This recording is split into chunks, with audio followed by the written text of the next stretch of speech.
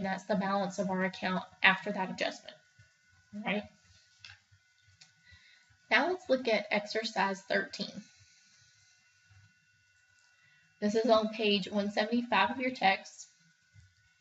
So exercise 13, we're going to look at some accounts and their balances and prepare a trial balance, an adjusted trial balance at December 31st, 2015.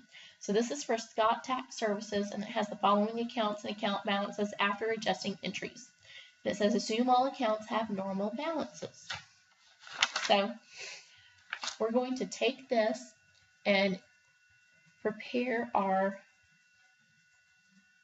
adjusted trial balance.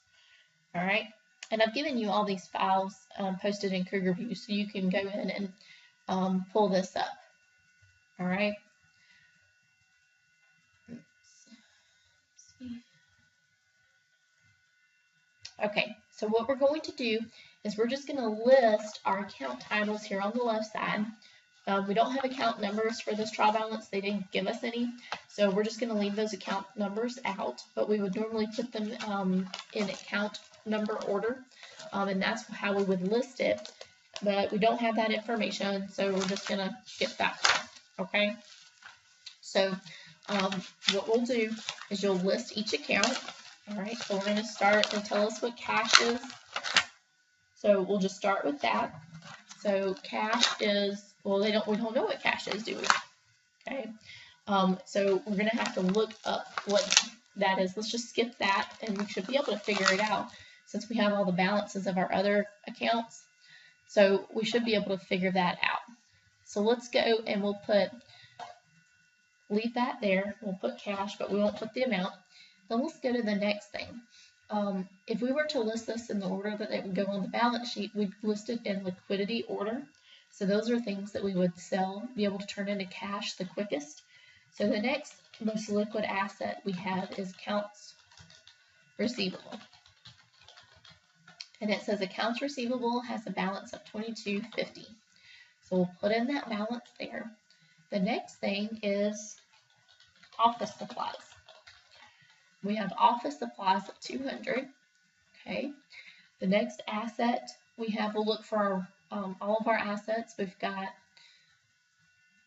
equipment here, so we'll put equipment. Equipment is $15,000. All right, and then the accumulated depreciation is listed with the associated assets. So accumulated depreciation is a contra asset account, and it's listed on the balance sheet along with the asset that it's associated with. And it has a credit balance. Remember, it's a contra asset, so it has the opposite normal balance as our assets. And then we have land. I see land, and it has a balance of $20,000. All right, so that would be positive.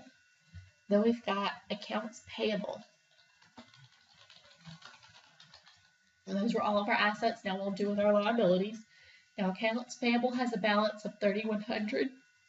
And assuming these have normal balances, our liabilities have normal credit balances. So that's how I know to put it on the credit side. We've got utilities payable. And it was for $350. All right. And then the next thing I see as a payable is, those are all my payables, but we do have unearned revenue.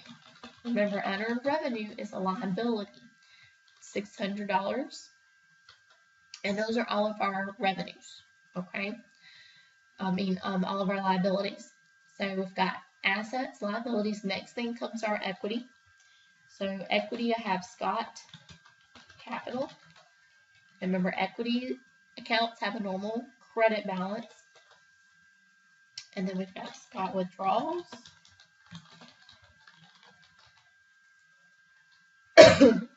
So Scott withdrawals are $22,000. All right. And those are the only equity items we have. Then we'll list our revenues and expenses. So let's look service revenue. Service revenues, sales revenue have a normal credit balance. So we're going to have $60,000. Oh, I put the withdrawals in the wrong place. Remember, even though withdrawals is an equity account, it does the opposite effect of our equity capital. It actually reduces equity, so it has a normal debit balance, not a normal credit balance. Okay. All right, so service revenue was our only revenue. Then I've got expenses. And remember, we list our expenses in order of the greatest to the least number. So my greatest expense is salaries expense. So salaries expense is $4,500. All right, and expenses have a normal debit balance. Okay, so they are on the debit side. Then I've got depreciation expense on the equipment, and it's $1,200. Then I've got supplies expense, $800, and utilities expense, $750. All right. Then I'm going to total these up. I'm going to get the total, and this is how I'm going to make sure that all my debits and credits balance. All right. So we should not balance because we don't have a balance in our cash up there, right? So let's look. The difference between these cash accounts, our balances of debits and credits, is going to be what our cash account is, because they didn't tell us, but we know we should balance. So our cash should equal $18,150. Okay, and now we do. Our debits and credits balance. So that's how we make our trial balance. All right. Oops. Okay, so now that was exercise 13. Now let's look at exercise